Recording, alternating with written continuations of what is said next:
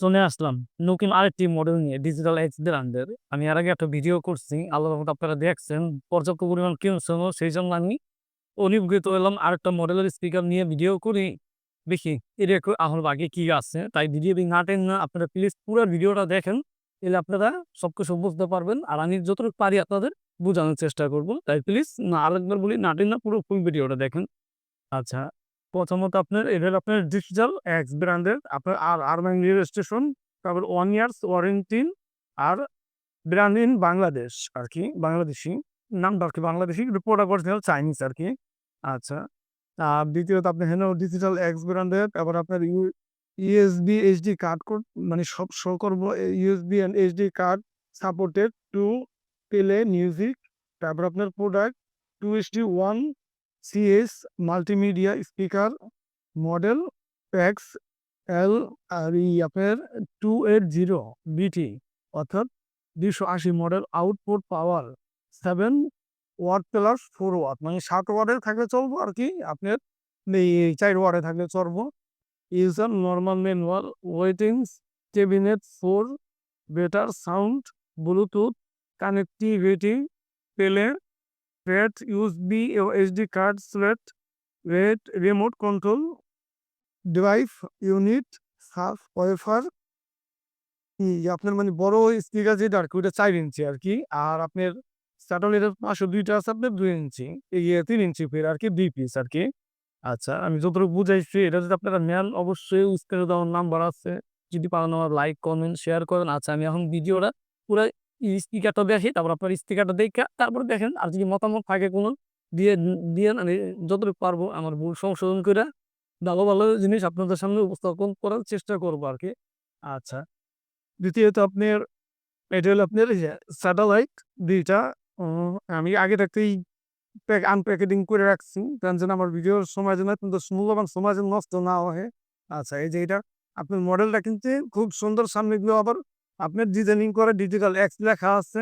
তারপর আপনি এটা আপনি একটু ব্যাকগ্রাউন্ড, মানে পিছনে কি থাকে এটা বলি, আপনার প্রথমত একটা পাওয়ার অন অফ সুইচ আছে। তারপর আপনার মুড মুড মানে কি, আপনি যে ব্লুটুথ, তারপর আপনার ইউএসবি কার্ড, এইচডি কার্ড, মানে এটা দিয়ে কি আপনার একটা ফাংশন ঘুরে আরকি। তারপর আপনি এলইডি লাইট তো আছেই, পাওয়ার অন করলে এলইডি লাইট দেখতে পারবেন, তাহলে আলাদা বেসটা বাড়ান কমান আপনি এটাও নিজের কন্ট্রোলে। তারপর ভলিউম প্লাস মাইনাস, তারপর আপনার আউটপুট এলআর, মানে এলআর মানে আউটপুট কি স্যাটেলাইট দিটা বাজবো আরকি। আর দ্বিতীয়ত আপনার সরি, আপনার আউটপুট হলে স্যাটেলাইট দিয়ে বাজবো, আর ইনপুট আপনার স্যাটেলাইটের লাইন ঢুকবো আর কি। অনেক সময় মোবাইলের কেবল থাকে, আমি দেখি এটা হলো একটা রিমোট আছে যে আমি বার করছি। এই জিনিসটা এই যে আপনার এখানে মোটটা, এখানে মোটটা আপনার, তারপর আপনার সাউন্ড রিমোটের ভিতরে কি কি আছে আপনার, পাওয়ার অন, তারপর মুড সিস্টেম দেখি আপনার ব্লুটুথ পাইবো বা পাইবো না, এই ধরনের আর কি। ব্লুটুথ, তারপর আপনি যে জ্যাক ডিভাইস, তারপর আপনি প্লাস মাইনাস সাউন্ড, তারপরে গান নেক্সট, তারপর আপনি চাইলে যে তো ওয়ান টু দে ওয়াই আছে দেখা যাইতেছে। তারপর আপনার ইকিউ মানে ইকুয়ালাইজার আর কি, এটা চাইলে আপনি সাউন্ড চেক কোন মুডা বা ওয়েট বাড়ানো কমানো নিজের মনের মতো করে ম্যাচ করে দিতে পারেন, ইকুয়ালাইজার দেওয়া আছে। আচ্ছা, আর মডেলটাও আপনার দেখতে আমার কাছে খুবই ভালো লাগতেছে, আর এটা সাউন্ড কোয়ালিটিও খারাপ না, কারণ এটা ব্র্যান্ডের মাল। আপনারা অল্প টাকার ভিতরে মনে করেন আপনার ১৫-১৬০০ টাকার স্পিকার কেনেন, আপনার ১৫-১৬ টাকা টাকার স্পিকার ১৫-১৬০০ টাকাই হবে। এটা বেশি কিছু হবে না। আর আপনার একটা স্পিকার যদি আপনার ৫,০০০ টাকা দিয়ে কেনেন, ১০,০০০ টাকা দিয়ে কেনেন, এটা ১০,০০০ টাকারই হবে। হয়তো আপনারা ভাবতে পারতেছেন ২,০০০ টাকা দিয়ে বা ২৫০০-৩,০০০ টাকা দিয়ে আমি ১০,০০০ টাকার স্পিকারের মতো সাউন্ড দিব। আসলে এটা সম্ভব না। কারণ ১০,০০০ টাকার স্পিকারই ১০,০০০ টাকার সাউন্ড দিব। অনেকে অনলাইনে প্রতারিত করে।